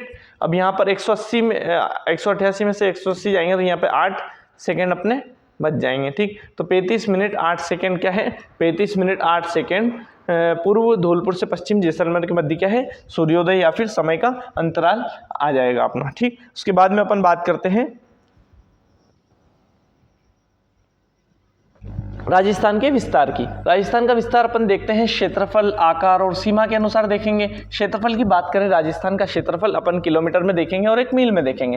राजस्थान के क्षेत्रफल की बात करें 3,42,239 वर्ग किलोमीटर, 3,42,239 वर्ग किलोमीटर है। इंटरव्यू में भी कई बार पूछ लेते हैं, हड़बड़ाहट में अपन आंसर क्या करते हैं, गलत कर देते हैं। ठीक, क्षेत्रफल की बात करें, राजस्थान का क्षेत्रफल है 3,42,239 वर्ग किलोमीटर और मील में बात करें तो 1,32,139, यहाँ पर 1,32,139 वर्ग मील हो जाएगा। वर्ग मील अपने राजस्थान का क्या हो जाएगा, क्षेत्रफल हो जाएगा। ठीक, उसके बाद में अपन नोट में अपन देखते हैं देश के कुल क्षेत्रफल में पूरे ओवरऑल अपने इंडिया की बात कर रहे हैं अपन। किसकी बात कर रहे हैं, ओवरऑल अपने इंडिया की बात कर रहे हैं यहाँ पर। ठीक, ये अपना हो गया अपने मैप में, ये अपना इंडिया, और इंडिया में जो अपना राजस्थान है इस जगह पे।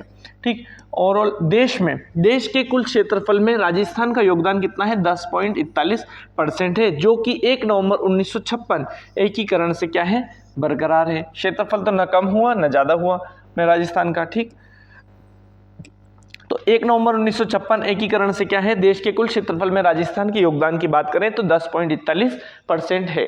ठीक, उसके बाद में क्षेत्रफल की दृष्टि से जो है ओवरऑल भारत के जितने भी जिले हैं उसमें सबसे बड़ा, भारत के जितने भी राज्य हैं उसमें सबसे बड़ा राज्य कौन सा है, क्षेत्रफल की दृष्टि से अपना राजस्थान है। सबसे बड़ा राज्य कौन सा है, क्षेत्रफल की दृष्टि से भारत में सबसे बड़ा राज्य कौन सा है, राजस्थान। क्षेत्रफल की दृष्टि से राजस्थान सबसे बड़ा क्या है, राज्य है, स्टेट है अपने भारत का। कब से, 1 नवंबर 2000 को। 1 नवंबर 2000 को अपने को पता है एमपी से क्या हुआ, छत्तीसगढ़ अलग हुआ। इससे पहले मतलब कि 1 नवंबर 2000 से पहले सबसे बड़ा राज्य भारत का कौन था, एमपी। लेकिन 1 नवंबर 2000 को एमपी से जब छत्तीसगढ़ अलग हुआ तो उसके बाद से राजस्थान क्षेत्रफल की दृष्टि से सबसे बड़ा क्या हो गया, राज्य बन गया। ठीक, अपन क्षेत्रफल में राजस्थान के योगदान की बात करें तो 10.41। भारत के कुल क्षेत्रफल में या फिर अपन देश के कुल क्षेत्रफल में राजस्थान का योगदान 10.41% है, जो कि क्या है 1 नवंबर 1956 से बरकरार है। ठीक, क्षेत्रफल की दृष्टि से राजस्थान क्या है, सबसे बड़ा राज्य है अपने भारत का, जो 1 नवंबर 2000 को एमपी से छत्तीसगढ़ अलग होने के बाद राजस्थान क्षेत्रफल में सबसे बड़ा राज्य बना। ठीक, अब अपन बात करें विश्व के कुल क्षेत्रफल में विश्व के कुल क्षेत्रफल में राजस्थान का योगदान कितना है? राजस्थान का योगदान है 0.25%। भारत की बात करें, विश्व के कुल क्षेत्रफल में भारत का योगदान कितना है? 2.4%, जो कि क्या है अपने वैसे ही ज़्यादा ही होगा राजस्थान किससे, तो क्योंकि भारत का क्षेत्रफल अपने राजस्थान से बड़ा है। देश के कुल क्षेत्र में राजस्थान का योगदान 10.41% है। ठीक, अब अपन बात करते हैं पुरानी डाटा के अनुसार राजस्थान में क्षेत्रफल की दृष्टि से सबसे बड़े जिले कौन से हैं? बड़े जिले JBB, जैसे याद रखना, जैसलमेर, बीकानेर, बाड़मेर, यहाँ पे धौलपुर नहीं है, यहाँ पे क्या है? जोधपुर। ठीक, बड़े जिले JBB। सबसे बड़ा जिला जैसलमेर जो 38,401 किलोमीटर स्क्वायर में फैला हुआ है। ठीक, उसके बाद बीकानेर, फिर बाड़मेर, फिर आता है जोधपुर, उसके बाद आता है प्रतापगढ़, डूंगरपुर, दौसा, और फिर लास्ट में सबसे छोटा आ जाता है अपने धौलपुर। ठीक, ये अपने अगर आरोही क्रम में, आरोही का मतलब होता है, एक बात ध्यान रखना, जैसे आरोही एग्जाम में कभी भी क्वेश्चन पूछे आपसे, आरोही क्रम, तो आरोही का मतलब होता है क्या? बढ़ता क्रम। अवरोही की बात अगर पूछे, अवरोही का मतलब होता है, अवरोही क्रम का अगर पूछे, अवरोही का क्रम का मतलब होता है क्या? घटता क्रम। ठीक, अपनों को इसमें ऐसे याद रखना है कि आरोही में कितने वर्ड है? 3, तो ये क्या बढ़ने की कोशिश करेंगे, 4 वर्ड होने की कोशिश करेंगे। अवरोही में क्या है? 4 वर्ड है, तो लोग इसको क्या है? 1 वर्ड कम करने की कोशिश करेंगे लोग इसके। तो आरोही का मतलब क्या है? हो गया बढ़ता क्रम, और अवरोही का मतलब घटता क्रम हो गया। ठीक, तो आरोही छोटा है तो अपना इसको एक डिजिट बढ़ाएंगे इसकी, और अवरोही क्या है? आरोही से बड़ा है तो 1 डिजिट इसकी कम कर देंगे। ठीक, तो आरोही का मतलब हो जाएगा बढ़ता क्रम, अवरोही का मतलब हो जाएगा घटता क्रम। ठीक है, तो आपको इस हिसाब से आप याद रख लेना। अपन बात कर रहे हैं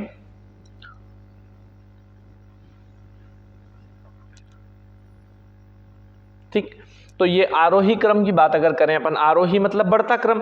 बढ़ता क्रम क्या है कि बढ़ता क्रम यहाँ से तो अपने ये बढ़ता क्रम है, धौलपुर से बड़ा दौसा है, दौसा से डूंगरपुर, डूंगरपुर से प्रतापगढ़, ये क्या है? आरोही क्रम है, बढ़ता क्रम। उसके बाद में यहाँ से यूं चला जाएगा, ये सबसे बड़ा क्या है? जैसलमेर, तो ये आरोही क्रम हो जाएगा अपना।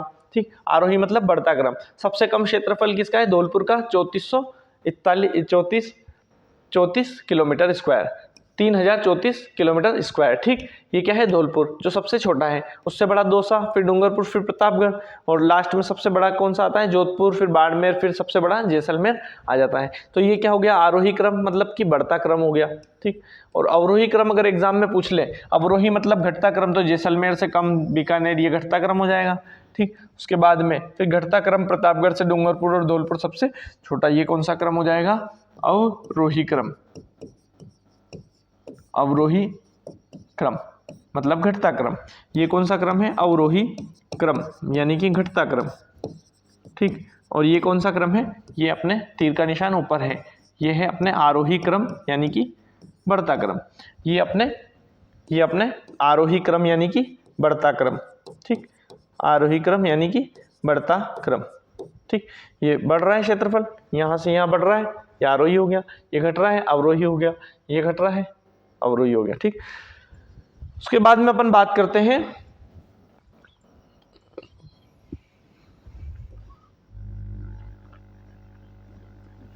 वह देश, ऐसा देश कौन सा? जो ऐसा देश जो राजस्थान के क्षेत्रफल के लगभग बराबर है। लगभग बात कर रहे हैं अपन, थोड़ा बहुत ऊपर नीचे हो सकता है, लेकिन लगभग बराबर कौन सा है? Finland, Germany, Poland, Japan, Norway. आपको ऐसे याद रखना है डायरेक्ट, तो Finland, Germany, Poland, Japan, Norway से अपन याद रख सकते हैं। या फिर आप एक ही याद रखो, पहले जापान याद रखो, जैसे जापान हो जाएगा, जैसे जर्मनी हो जाएगा, प जापान तो हो गया, प से पोलैंड हो जाएगा, न से नॉर्वे हो जाएगा, और फिर आपको एक और फिनलैंड याद रखना है। या फिर आप डायरेक्ट याद रख लीजिए कि Finland, Germany, Poland, Japan, Norway. अब राजस्थान की बात करें तो राजस्थान जो है अपने इन देशों के तो क्या है? लगभग बराबर है, लेकिन राजस्थान क्या है? ब्रिटेन का तो 2 गुना है और श्रीलंका का 5 गुना है। अपने जो श्रीलंका है ये अपने भारत के दक्षिण में, इधर श्रीलंका, इसका क्या है? राजस्थान 5 गुना है। कितने गुना है? 5 गुना। इजराइल की बात करें तो इजराइल का अपने राजस्थान कितना है? 17 गुना है। ठीक, और ब्रिटेन का 2 गुना है। आकृति की बात करें, राजस्थान की आकृति किसके अनुसार? वैज्ञानिक के अनुसार बोलेंगे क्या अपने खुद के अनुसार बोलेंगे? टीएच हेंडले के अनुसार बात करें अपन तो टीएच हेंडले के अनुसार राजस्थान की आकृति क्या है? विषमकोणीय चतुर्भुज के आकार की है। विषमकोणीय चतुर्भुज के आकार की है। ये विषमकोणीय क्या है? चतुर्भुज के आकार की अपने राजस्थान की क्या है? आकृति। कौन से वैज्ञानिक के अनुसार? टीएच हेंडले के अनुसार। ठीक, और पतंगाकार भी बोल देते हैं इसको, रोम्बस शेप भी बोल देते हैं। ठीक, उसके बाद में अपन प्रमुख जिलों की आकृति की बात करें, अपने हनुमानगढ़ की बात की थी अपनों ने, अपन नए जिले और संभाग की बात कर रहे थे, विभिन्न समितियां उप समितियों की बात कर रहे थे, मंत्रिमंडलीय उप समिति की बात की थी, ललित के पवार समिति, रामलुभाई समिति की बात की थी। ठीक है, तो उसमें अपनों ने देखा था हनुमानगढ़ की आकृति कुर्सीनुमा है, दौसा की आकृति धनुषाकार है, चित्तौड़गढ़ की आकृति घोड़े की नाल के समान है। ठीक, उसके बाद में अपन बात करते हैं सीमाएं की। सीमा, राजस्थान की जो सीमा है, जैसे अपना ये राजस्थान है, ये राजस्थान की क्या है? कुल सीमा। ये चारों ओर की सीमा क्या कहलाएगी? कुल सीमा। कितनी है?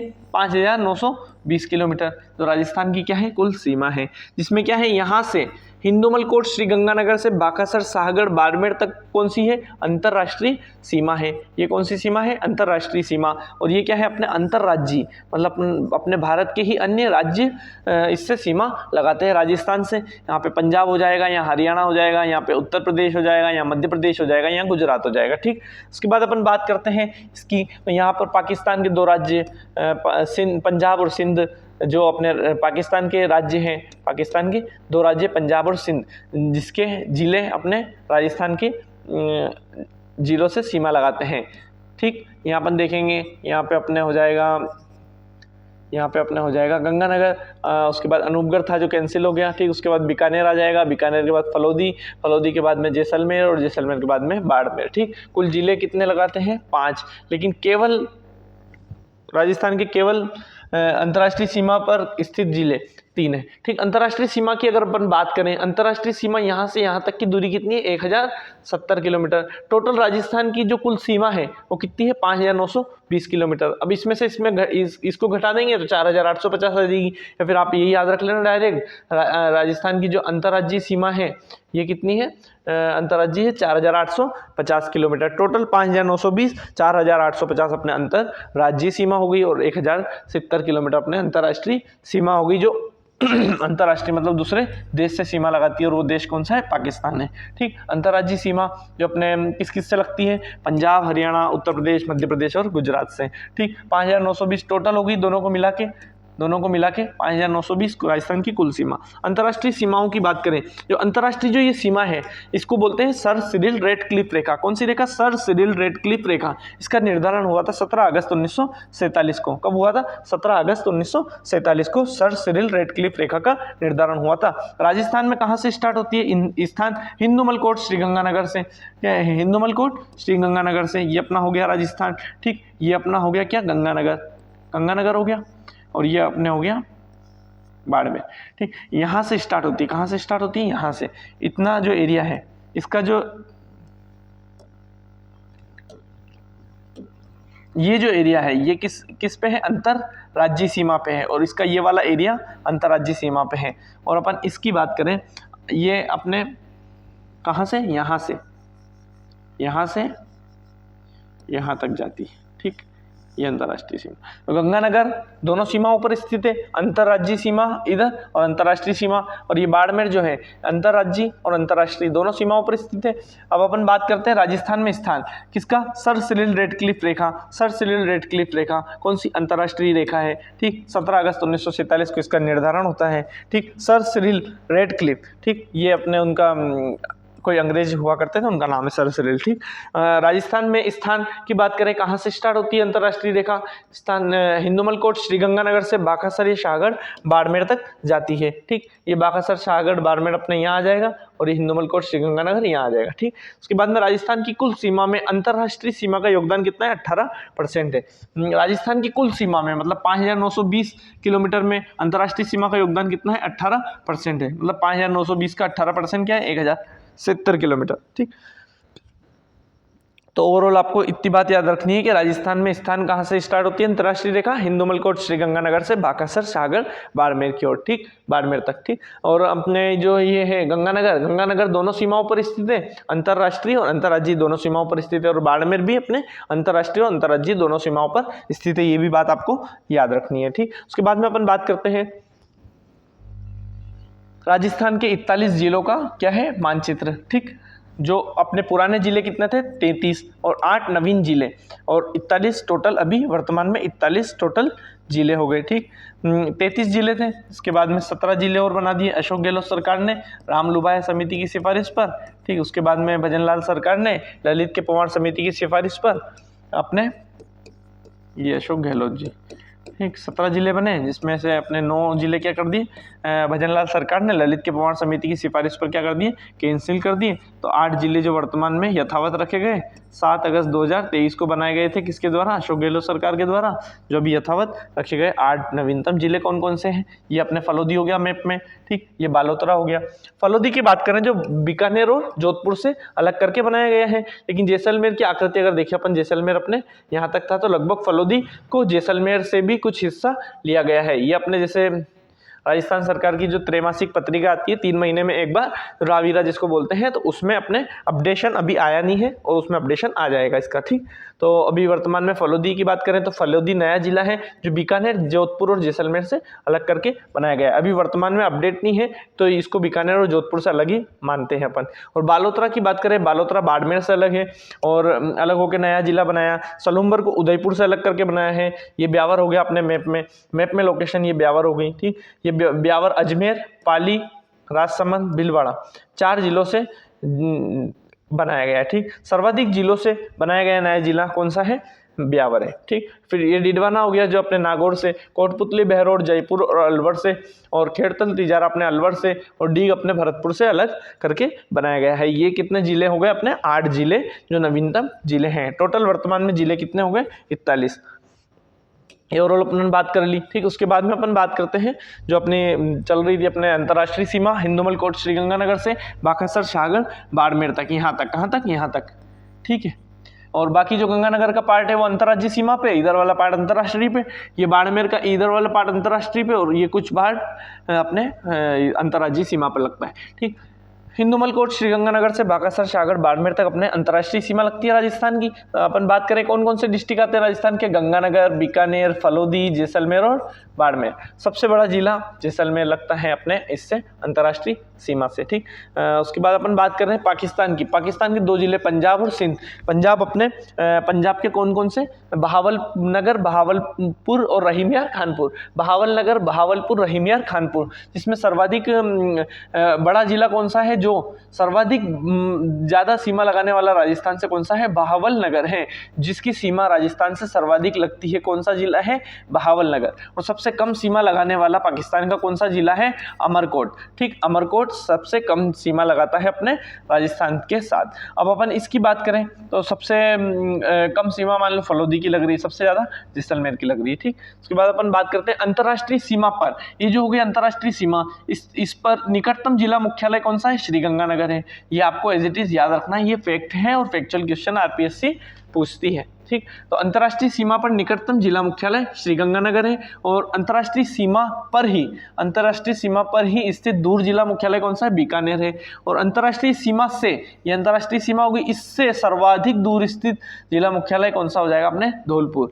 ये अंतर्राष्ट्रीय सीमा से अगर आ जाएगा सर्वाधिक दूर स्थित जिला मुख्यालय कौन सा है, धौलपुर। अगर अंतर्राष्ट्रीय सीमा पर आ जाएगा सर्वाधिक दूर स्थित जिला मुख्यालय तो हो जाएगा बीकानेर। अंतर्राष्ट्रीय सीमा पर निकटतम जिला मुख्यालय हो जाएगा अपने श्रीगंगानगर, ठीक है। आपको ये याद रखना है पाकिस्तान के पंजाब के बहावलनगर, बहावलपुर और रहीमयार खानपुर, ठीक। सर्वाधिक सीमा पाकिस्तान के कौन से जिले की लगती है अपने राजस्थान से, बहावलनगर की। और सबसे कम सीमा पाकिस्तान के कौन से जिले की लगती है, अमरकोट की, राजस्थान से, ठीक। तो सिंध की बात करें तो घोटकी, सुक्कर, खैरपुर, संगर, अमरकोट, थार पारकर। ये भी आपको घोटकी, सुक्कर, खैरपुर, संगर, अमरकोट, थार पारकर, ये आपको सिंध के जिले भी याद रखने हैं एज इट इज। और अपने राजस्थान के तो याद रखने, ये मोस्ट इंपोर्टेंट है, गंगानगर, बीकानेर, फलोदी, जैसलमेर और बाड़मेर, ठीक।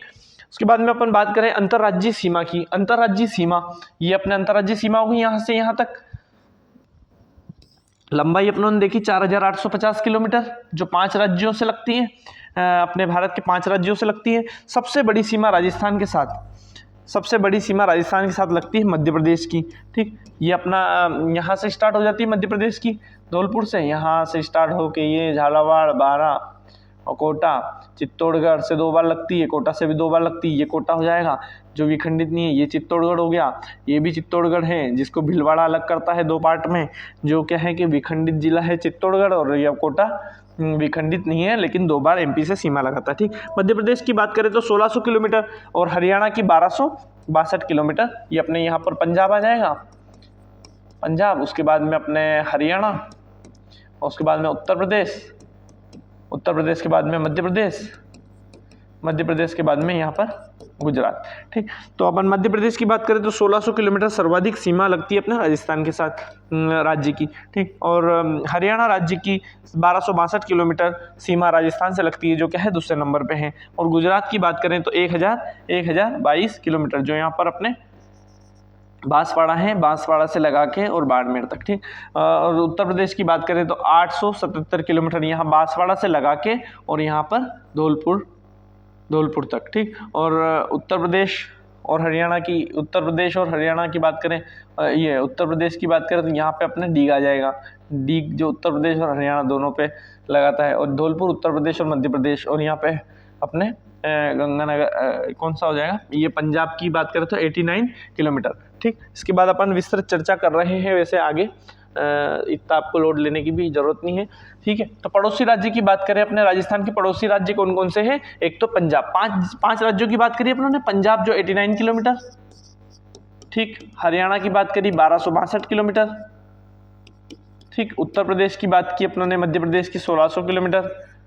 ठीक, गुजरात की बात की अपनों ने कितने किलोमीटर, गुजरात की 1022 किलोमीटर, और अपने 1022 किलोमीटर गुजरात की, 1022 किलोमीटर गुजरात की, और 877 किलोमीटर किसकी है, यहाँ पे अपने उत्तर प्रदेश की। ठीक, तो पड़ोसी राज्य की बात करें राजस्थान के कौन सा है, पंजाब की बात करें तो पंजाब से अपने राजस्थान के कौन कौन से जिले सीमा लगाते हैं, गंगानगर और हनुमानगढ़। ठीक, हनुमानगढ़ रिपीट हो जाता है, अपने हरियाणा से भी सीमा लगाता है, हनुमानगढ़, चूरू, झुंझुनू, सीकर, खेड़तल, तिजारा, कोटपुतली, बहरोड, अलवर और डीग जो नया जिला है। ठीक, उसके बाद डीग अपने 2 जिलों से, दो राज्यों से सीमा लगाता है, हरियाणा से भी और उत्तर प्रदेश से भी। ठीक, हनुमानगढ़ की बात करें तो हनुमानगढ़ पंजाब से भी सीमा लगाता है और हरियाणा से भी। डीग की बात करें तो डीग हरियाणा से भी सीमा लगाता है, उत्तर प्रदेश से भी। धौलपुर की बात करें तो उत्तर प्रदेश और मध्य प्रदेश से। और उसके बाद में बांसवाड़ा की बात करें, बांसवाड़ा अपने मध्य प्रदेश और गुजरात दोनों से सीमा लगाता है। ये बांसवाड़ा 2 बार रिपीट हो रहा है अपने यहाँ पर, धौलपुर 2 बार रिपीट हो रहा है, ये डीग अपने 2 बार रिपीट हो रहा है। ठीक, हनुमानगढ़ 2 बार रिपीट हो रहा है। तो अपने राजस्थान के पड़ोसी राज्यों से कौन कौन से राज्य, पंजाब, हरियाणा, उत्तर प्रदेश, मध्य प्रदेश और गुजरात। पंजाब की बात करें तो पंजाब से अपने राजस्थान के 2 जिले सीमा लगाते हैं, गंगानगर, हनुमानगढ़। हरियाणा से अपने राजस्थान के इतने जिले सीमा लगाते हैं, हनुमानगढ़, चूरू, झुंझुनू, सीकर, खेड़तल, तिजारा, कोटपुतली, बहरोड और अलवर और डीग। उत्तर प्रदेश की बात करें तो डीग, भरतपुर और धौलपुर। मध्य प्रदेश की बात करें डांग क्षेत्र, हाड़ौती और दक्षिण राजस्थान। मध्य प्रदेश से कौन कौन सी सीमा लगाते हैं अपने राजस्थान के, डांग क्षेत्र की बात करें धौलपुर, करौली, सवाई माधोपुर। धौलपुर, करौली, सवाई माधोपुर। धौलपुर से अपने एमपी की सीमा स्टार्ट हो जाती है। ठीक, धौलपुर, करौली, सवाई माधोपुर, उसके बाद कोटा, बारा, झालावाड़, और उसके बाद दक्षिण राज्य चित्तौड़गढ़, प्रतापगढ़, बांसवाड़ा और भीलवाड़ा।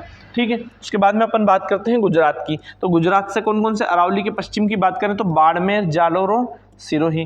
ठीक, यहाँ पे सांचौर भी आ सकता था लेकिन सांचौर अब क्या वर्तमान में कैंसिल हो गया है, तो अपने जालोर की बात करेंगे। यहाँ पर बाड़मेर, जालोर और सिरोही जो गुजरात से सीमा लगाते हैं अपने राजस्थान के जिले। और अरावली के पूर्व में कौन कौन से है, उदयपुर, डूंगरपुर और बांसवाड़ा जो किससे, गुजरात से सीमा लगाते हैं। ठीक, उसके बाद में अपन बात करते हैं अंतर्राज्यीय सीमा। अंतर्राज्यीय सीमा की विशेषताओं की बात करें, क्या इनकी विशेषताएं हैं। राजस्थान के वह जिले, राजस्थान के ऐसे जिले जो 2 राज्यों के साथ सीमा लगाते हैं। अपनों ने देखा हनुमानगढ़ 2 बार रिपीट हुआ था, पंजाब और हरियाणा से सीमा लगाता है। डीग की बात की थी अपनों ने, हरियाणा और उत्तर प्रदेश से। ये बात कर रहे हैं अपन किसकी, हनुमानगढ़ की। ये हो गया हनुमानगढ़, ये हनुमानगढ़। यहाँ पे क्या हो गया, पंजाब से सीमा लगाता है। और उसके बाद में यहाँ आ गया अपने हरियाणा। ठीक, तो हरियाणा से और पंजाब से दोनों सीमा लगती है हनुमानगढ़ की। ठीक, उसके बाद में डीग की बात करें तो ये डीग इधर वाला पार्ट हरियाणा से सीमा लगाता है और इधर वाला पार्ट अपने उत्तर प्रदेश से सीमा लगाता है। उसके बाद में धौलपुर हो गया, धौलपुर यहाँ पे क्या है, उत्तर प्रदेश। धौलपुर सीमा लगाता है उत्तर प्रदेश के साथ और मध्य प्रदेश के साथ, ये हो गया अपने मध्य प्रदेश। ठीक, तो धौलपुर जो है उत्तर प्रदेश और मध्य प्रदेश दोनों से सीमा लगाता है। उसके बाद में यहाँ बांसवाड़ा तक किसकी, एमपी की सीमा लगती है। उसके बाद यहाँ पे आ जाता है गुजरात। ठीक, ये बांसवाड़ा गुजरात और एमपी दोनों से सीमा लगाता है, मध्य प्रदेश और गुजरात। और धौलपुर की बात करें तो उत्तर प्रदेश मध्य प्रदेश। ठीक, कोटा व चित्तौड़गढ़ की बात करें, कोटा और चित्तौड़गढ़ अपन बात करते हैं किसकी, कोटा और चित्तौड़गढ़ की। किसकी बात कर रहे हैं, कोटा और चित्तौड़गढ़ की।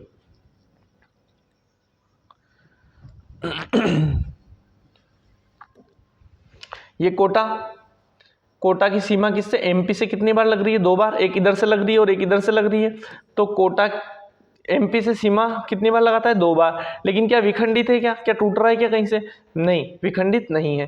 ठीक, और अपन इसकी बात करें चित्तौड़गढ़ की, तो ये भी अपने चित्तौड़गढ़, ये चित्तौड़गढ़ और ये भी क्या है अपने चित्तौड़गढ़। और इसको अलग कौन सा पार्ट करता है, इसको अलग करता है भीलवाड़ा की सीमा लगती है एमपी के साथ थोड़ी सी। तो भीलवाड़ा क्या है, चित्तौड़गढ़ को 2 पार्ट में डिवाइड करता है। तो चित्तौड़गढ़ एमपी से 2 बार सीमा लगाने वाला जिला है। ये एक यहाँ लगा रहा है और एक यहाँ लगा रहा है सीमा, ये और ये। ठीक, लेकिन भीलवाड़ा इसको चित्तौड़गढ़ को 2 पार्ट में डिवाइड करता है। चित्तौड़गढ़ क्या है, विखंडित जिला है, जो जिसको भीलवाड़ा विखंडित करता है 2 पार्ट में। और चित्तौड़गढ़ एमपी के साथ 2 बार सीमा लगाता है। और कोटा भी एमपी के साथ 2 बार सीमा लगाता है, लेकिन क्या है, अविखंडित जिला है। ठीक,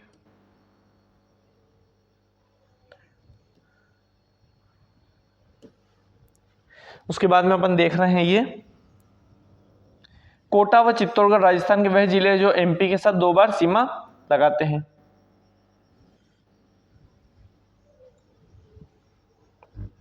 ठीक है, कोटा और चित्तौड़गढ़ राजस्थान के वह जिले जो एमपी के साथ 2 बार सीमा लगाते हैं।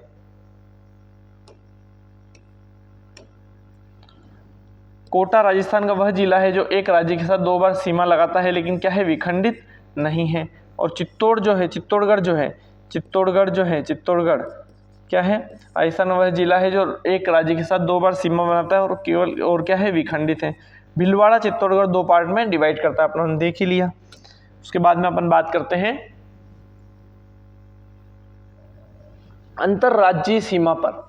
जो अंतरराज्यीय सीमा है, अंतरराज्यीय सीमा पर किस पर, अंतरराज्यीय सीमा पर ये हो गया अपना राजस्थान।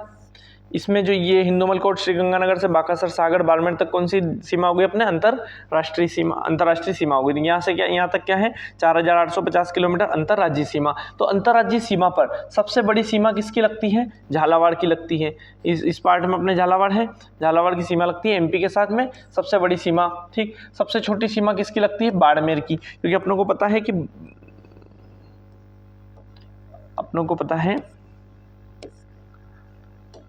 कि ये बाड़मेर यहाँ तक। अब ये जो बाड़मेर है इसकी सीमा सबसे कम लगती है किससे, अपने गुजरात से। ठीक, सबसे छोटी सीमा बाड़मेर। राजस्थान के सीमावर्ती जिलों की बात करें, सीमावर्ती जिले कौन से, ये राजस्थान हो गया अपने। इसके जो टच में होंगे, जो बाउंड्री से टच में होंगे, जैसे गंगानगर हो गया, हनुमानगढ़ हो गया। ठीक, इधर चलते अपन बीकानेर हो गया, बीकानेर के बाद फलोदी हो गया, फलोदी के बाद जैसलमेर, बाड़मेर, ऐसे करके जितने भी जो सीमावर्ती जो जिले हैं उन सब की संख्या कितनी है, सीमावर्ती जिलों की संख्या है 26। टोटली सीमावर्ती जिले राजस्थान के कितने हैं, 26, जिसमें अंतर्राष्ट्रीय सीमा पर कितने हैं, 5 है। अपनों ने काउंट किया था, गंगानगर और बीकानेर 2 हो गए, और उसके बाद में फलोदी 3, जैसलमेर 4 और उसके बाद में बाड़मेर 5। तो अंतर्राष्ट्रीय सीमा पर स्थित जिले कितने हैं, 5। लेकिन गंगानगर दोनों सीमाओं पर स्थित है, गंगानगर अंतर्राष्ट्रीय और अंतर्राज्यीय, और बाड़मेर अपने अंतर्राष्ट्रीय और अंतर्राज्यीय। लेकिन अगर केवल अंतर्राष्ट्रीय पूछ लें, केवल अंतर्राष्ट्रीय सीमा पे कितने स्थित है, 3। कौन कौन से, बीकानेर और अपने फलोदी और जैसलमेर। ठीक, तो केवल अंतर्राष्ट्रीय सीमा पे 3 जिले स्थित है। और अंतर्राज्यीय सीमा पे यहाँ से जो यहाँ तक अंतर्राज्यीय सीमा पर कितने जिले स्थित हैं, 23 जिले। ठीक, 26 में से 5 अपन 26 में से 3 अगर घटा देते हैं तो कितने आएंगे, 23 आएंगे। ठीक, अब अंतर्राज्यीय सीमा पर कितने जिले स्थित हैं, यहाँ से यहाँ तक 3, लेकिन अगर अपन इसमें से 2 जिले ये घटा देते हैं, गंगानगर और बाड़मेर, तो केवल अंतर्राज्यीय सीमा पे अपने 21 जिले आ जाएंगे। ठीक, तो केवल अंतर्राज्यीय सीमा पे अपने कितने हैं, 21, और केवल अंतर्राष्ट्रीय सीमा पे कितने हैं, 3, तो 21 और 3, और ये अपने ये जो 2 बार काउंट किए थे अपनों ने, इनको 2 लिख देते हैं, तो 3 और 1 4 5 6 और 2 एज इट इज, तो 26 जिले राजस्थान के कुल सीमावर्ती जिले कितने हो जाएंगे, 26। तो 21 तो क्या है केवल अंतर्राज्यीय सीमा पे, और केवल अंतर्राष्ट्रीय सीमा पे 3, और दोनों सीमाओं पर स्थित है, 2 को अलग से काउंट कर लेंगे अपन, टोटली कितने हो जाएंगे, 26। अंतर्राष्ट्रीय सीमा की पूछ ले तो 5, अंतर्राज्यीय सीमा की पूछ ले तो अपने 23, और केवल अंतर्राज्यीय पूछ ले 3, और केवल अंतर्राष्ट्रीय पूछ ले तो 3, केवल अंतर्राज्यीय पूछ ले तो 21 जिले हो जाएंगे। ठीक, उसके बाद में अपन बात करते हैं श्रीगंगानगर और बाड़मेर। अपनों ने बात की श्रीगंगानगर और बाड़मेर। श्रीगंगानगर और बाड़मेर वे जिले हैं जो दोनों सीमाओं पर स्थित है, अंतर्राष्ट्रीय सीमा पर भी और अंतर्राज्यीय सीमा पर भी। श्रीगंगानगर इधर तो क्या है अंतर्राष्ट्रीय सीमा पर, और इधर क्या है अंतर्राज्यीय। बाड़मेर इधर अंतर्राष्ट्रीय और इधर अंतर्राज्यीय। और अंतर्राष्ट्रीय दोनों सीमाओं पर स्थित जिले कौन कौन से, श्रीगंगानगर और बाड़मेर, ये आपको याद रखना है। सीमावर्ती विवाद की बात करें, सीमावर्ती विवाद जो है अपने मानगढ़ पहाड़ी को लेके है। किसको लेकर है, मानगढ़ पहाड़ी, जो क्या है बांसवाड़ा में स्थित है, राजस्थान और गुजरात के मध्य क्या है विवादित है। ठीक, यह स्थल क्या है मानगढ़ हत्याकांड से संबंधित है। मानगढ़ हत्याकांड 17 नवंबर 1913 को हुआ था।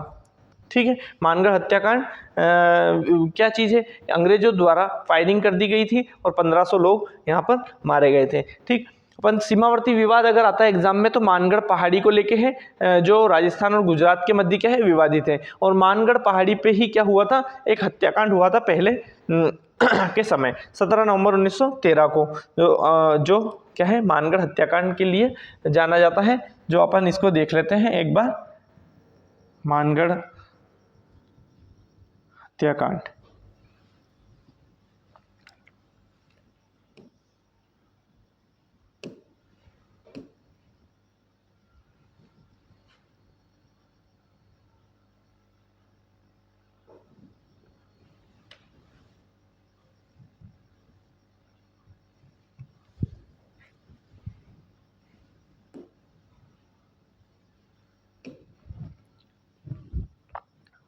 मानगढ़ हत्याकांड की बात करें तो मानगढ़ नरसंहार में भारतीय स्वतंत्रता संग्राम में 17 नवंबर 1913 को ब्रिटिश राज ने वर्तमान राजस्थान राज्य की मानगढ़ पहाड़ियों में गोविंद गुरु बंजारा के हजारों भील, जो गोविंद गुरु बंजारा जो थे इनके हजारों भील थे, बंजारा आदिवासी अनुयायियों को गोली बरसाकर हत्या कर दी थी। जलियांवाला बाग हत्याकांड के समरूप इनको संज्ञा दी जाती है। मानगढ़ राजस्थान में बांसवाड़ा जिले का एक पहाड़ी क्षेत्र है। यहाँ मध्य प्रदेश और गुजरात की सीमाएं भी लगती हैं। यह सारा क्षेत्र आदिवासी बहुल है। मुख्यतः यहाँ भील बंजारा आदिवासी रहते हैं। स्थानीय सामंत रजवाड़े तथा अंग्रेज इनकी शिक्षा, सरलता, गरीबी का लाभ उठाकर इनका शोषण करते थे पहले के समय। और इनमें फैली कुरीतियों, अंध परंपरा को मिटाने के लिए गोविंद गुरु बंजारा के नेतृत्व में एक बड़ा सामाजिक एवं आध्यात्मिक आंदोलन हुआ, जिसे भगत आंदोलन भी कहते हैं। और इनके बारे में देख लेते हैं अपन। और ये क्या है, 17 नवंबर 1913 मार्क्सिस्ट पूर्णिमा को मानगढ़ की पहाड़ी पर वार्षिक मेला होने वाला था। इससे पूर्व गोविंद गुरु बंजारा ने शासन को पत्र द्वारा अकाल से पीड़ित आदिवासियों से खेती पर लिया जा रहा कर घटाने, धार्मिक परंपराओं का पालन करने देने और बेगार के नाम पर उन्हें परेशान नहीं करने का आग्रह किया था। पर प्रशासन ने पहाड़ी को घेरकर मशीन गन और तोपें लगा दी। इसके बाद उन्होंने गोविंद गुरु को तुरंत मानगढ़ पहाड़ी छोड़ने का आदेश दिया। उस समय तक वहां लाखों भगत आ चुके थे। पुलिस ने कर्नल शटन के नेतृत्व में, किसके नेतृत्व में, कर्नल शटन के नेतृत्व में गोली वर्षा प्रारंभ करती, जिससे हजारों लोग मारे गए थे। इनकी संख्या कितनी थी, लगभग 1500। तो ये अपने मानगढ़ हत्याकांड के नाम से जाना जाता है। ठीक, ये अपन सीमावर्ती विवाद है मानगढ़ पहाड़ी को लेकर, राजस्थान और गुजरात के मध्य विवादित है। लेकिन यहाँ पर मानगढ़ हत्याकांड हुआ था पहले के समय में 17 नवंबर 1913 को ये मानगढ़ हत्याकांड, ठीक, कर्नल शटन के नेतृत्व में। ठीक, तो इतनी बात आपको याद रखनी है। ये अपने राजस्थान जियोग्राफी का एक छोटा सा अंश अपने देखा है। तो thank you for watching renaissance coaching classes online video. Please share, subscribe and like. Thank you.